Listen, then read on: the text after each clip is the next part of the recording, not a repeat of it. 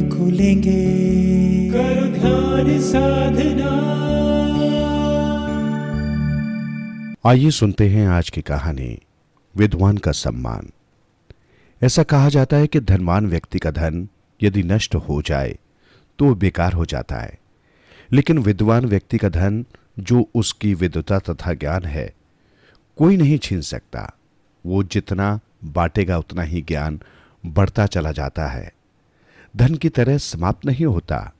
विद्वान व्यक्ति कहीं भी चला जाए, सभी जगह उसका आदर होता है। वो मूर्खों तथा भूले भटके लोगों को सही रास्ता दिखाता है। इसी की कृपा से व्यक्ति ज्ञान प्राप्त करके अपने जीवन में सफल होते हैं। जो उनका अनादर करता है वो मूर्ख, उदंड तो रहता ही है, पाप का भी भागी बनता है तथा उसे जीवन में कठिनाइयां आने पर कोई रास्ता नहीं सूझता।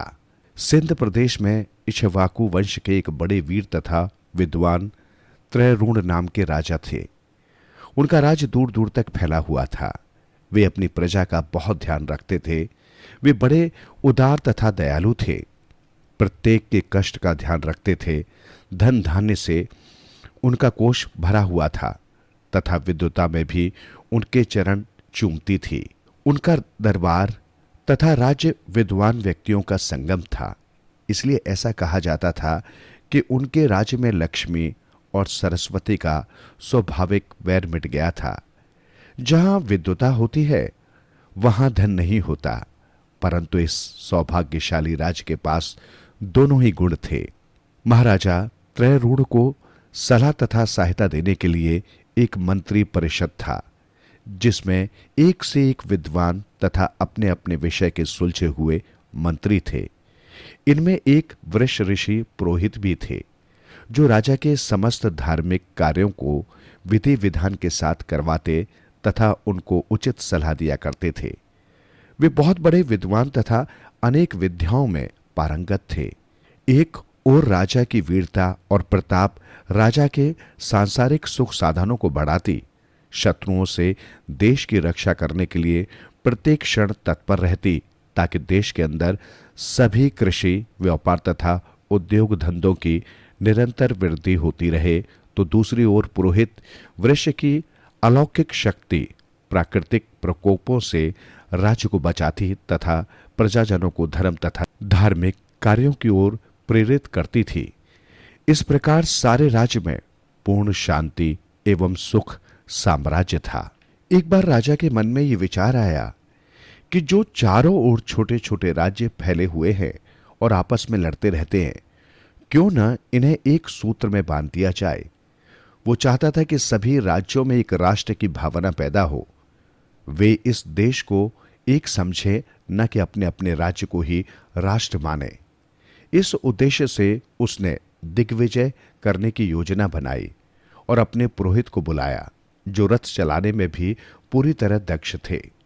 राजा ने उनको अपनी इच्छा बताई और ये आग्रह किया कि वे उनके सारथी बने, ताकि शत्रुओं से उनकी रक्षा भी होती रहे तथा समय समय पर रण क्षेत्र में उन्हें उचित मार्गदर्शन भी मिलता रहे।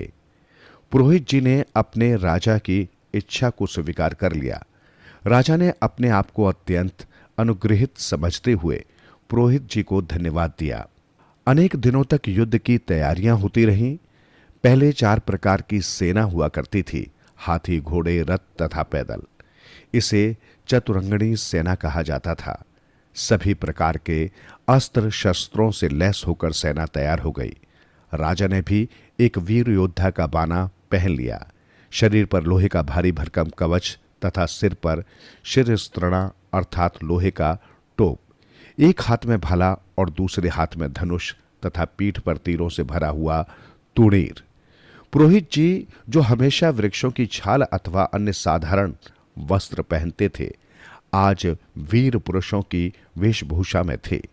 वे भी कवच तथा शिरस्त्राण धारण किए हुए थे तथा रथ में घोड़े की रास पकड़े आगे बैठे थे। शुभ मुहूर्त में दुदुंभी तथा नगाड़े आदि बजाए गए और विजय यात्रा के लिए सेना चल पड़ी। महाराज की सेना जिस ओर भी जाती, विजय उनके चरण चूमती। अनेक राजाओं ने बिना युद्ध किए बहुमूल्य भेंट सामग्री के साथ महाराज की शरण ली और उनके विचारों से सहमति प्रकट की। कुछ राजा ऐसे भी थे जो अपने बल में मदमस्त थे। उन्होंने महाराज की सेना से दो दो हाथ करने की ठानी और परास्त हुए। महाराज त्रैरूण ने उन सभी राजाओं को पुत्र के समान समझा। उन्हें समझा बुझाकर अपनी प्रजा के साथ अच्छा व्यवहार करने का आदेश दिया तथा उनके कोष एवं अन्य संपत्ति तथा प्रजा के किसी प्रकार के भी धन को हाथ नहीं लगाया। परिणाम यह हुआ कि चारों ओर उनकी जय जयकार होने लगी। जहां भी जाते राजा और प्रजा सभी उन्हें चारों ओर से घेर लेते, उन पर फूल बरसाते तथा प्रशंसा के गीत गाते। इस प्रकार सभी प्रदेशों को जीतकर उन्हें एक राष्ट्र की भावना में बांधकर महाराज त्रैरूण अपने राज्य में वापस आए। उनकी राजधानी उनके स्वागत के लिए खूब सजाई गई। जगह जगह स्वागत द्वार बने तथा सुगंधित जल और फूलों की वर्षा हो रही थी। सारा नगर इतना शोभायमान था कि बस देखते ही बनता था। राज्य की सारी जनता महाराज के जुलूस की शोभा देखने के लिए उमड़ पड़ी। चारों तरफ उत्साह और प्रसन्नता का वातावरण था। अफसोस रंग में भंग पड़ गया। अति उत्साह में जुलूस देखने को उतावला एक ब्राह्मण बालक रथ के पहिए के नीचे आ गया और मृत्यु को प्राप्त हुआ। जुलूस वहीं ठहर गया। चारों ओर शोर मच गया। दुख की लहर दौड़ गई। सभी महाराज और उसके सारथी को दोष देने लगे। महाराज बड़े न्यायप्रिय थे।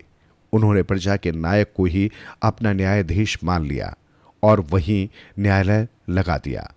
महाराज और उनके सारथी दोनों ने अपने अपने तर्क रखे। प्रजा आपस में बंट गई थी। कुछ राजा को दोषी कहती थी और कुछ उनके ऋषि पुरोहित को। राजा ने अपने पक्ष में ये तर्क दिया।